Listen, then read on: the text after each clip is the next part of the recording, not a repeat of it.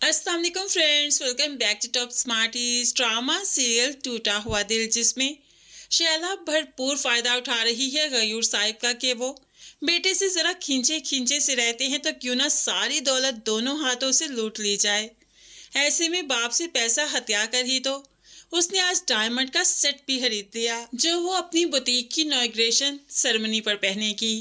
बस सेट लेकर आई तो उसको पहनकर देखने लगी। इतने में कमाल भी कमरे में आया और उसके हाथ में इतना कीमती ज्वेलरी का सेट देकर हैरान, ये कब लिया तुमने, ये क्या है? तो ऐसे में शैला इतराते हुए पहन कर दिखाती है, तुम ये बताओ कैसा लग रहा है? डायमंड का है, न्यू लिया है मैंने इनॉग्रेशन सेरेमनी के लिए। अब यहाँ पर कमाल चौंक गया, डायमंड डायमंड का है, इतना पैसा तुम्हारे पास कहाँ से आया?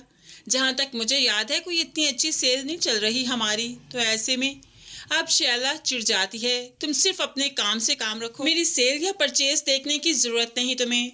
तो अब कमाल भी कहने लगा, तुम्हारा शौहर हूँ, तुम्हारे हर मामले में मेरी नज़र होनी चाहिए, मुझे पता होना चाहिए, मुझे बताया करो। अब यहाँ पर शैला और शटअप कहते हुए चली जाती है, लेकिन कमाल कमाल की नज़र तो इसी सेट पर है। वो तो इसी को हथियाना चाहता है, बल्कि वो तो शैला की सारी दौलत हथियाना चाहता है। तभी तो उसने अपनी बहन को ऑफिस में भेज रखा है, ताकि शैला की प्रॉपर्टी पर उसकी नज़र हो कि उसका किस कदर हिस्सा है और कहाँ कहाँ से उसका हिस्सा निकलता है, ताकि वो आसानी से कागजात हासिल करे और सब कुछ फिर अपने नाम लगवा ले। और मारिया इसका ये काम बाखूबी करेगी। मारिया हर चीज़ पर नज़र रखे हुए है। आज उष्णा जो ऑफिस में आई इद्रान भाई से बात करने, तो जल्दी से मारिया कान लगाकर इनकी बातें सुनने लगी, देखने लगी कि क्या कर रहे हैं। तो उष्णा अब इनवेला पकड़ाते हुए कहने लगी, इद्रान भाई प्लीज़, मैं ये नहीं रख सकती। समीन ने मुझे बहुत बातें सुनाई, उसके बाद तो मुमकिन ही नहीं, और प्लीज़ आप मेरी हेल्प मत किया कीजिए, मुझे नहीं चाहिए पैसे।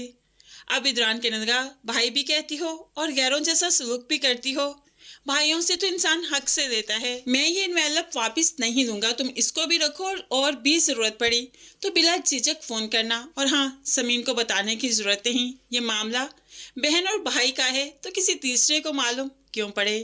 है रुश्ना यही तो चाहती थी। चेक लेकर खुशी खुशी घर चली गई और यहाँ पर मारिया ने जो सब कुछ देखा तो सही, लेकिन समझ नहीं आई कि क्या बात हो रही है। घर आकर अपनी फैमिली को बताने लगी, आज उष्णा आई थी, जिस पर कमाल के तो कान खड़े हो गए। क्या उष्णा इद्रान से मिलने आई थी? क्या सब कुछ बता तो नहीं दिया उसने? क्या करने आई थी? तो ऐसे में मारिया कहने लगी, बात की तो समझ नहीं आई, लेकिन कोई इन्वेलप दे रही थी जो इद्रान ने लेने से मना कर दिया। कमाल सर पीट कर रह गया, तुम्हें बातों की समझ क्यों नहीं आती? तुम्हें लगता है किसी कान वाले डॉक्टर को चेक करवाना पड़ेगा।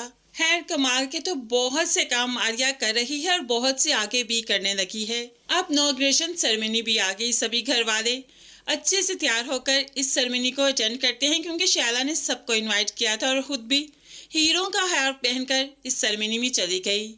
जब वापस आने लगी तो यहाँ पर कमाल जानबूझकर अनजान रास्ते की तरफ चला जाता है, क्योंकि उसने कुछ लोगों को हायर किया था इस सेट उतारने के लिए। तो बस फिर उसका काम तो हो गया। शैला ने ऐसे तो कुछ देना नहीं, छीन कर ही देना पड़ेगा। यहाँ पर शैला का सेट उतार लिया गया। रोते पीटते घर आई और सबको बताया, जिस पर इद्रान को भी काफ़ी हैरत हुई। तुम्हारी गाड़ी हमारी गाड़ी के आगे ही तो थी, लेकिन तुमने फिर अनजान रास्ते की तरफ गाड़ी क्यों मोड़ ली? आखिर ऐसी क्या जरूरत पड़ गई थी?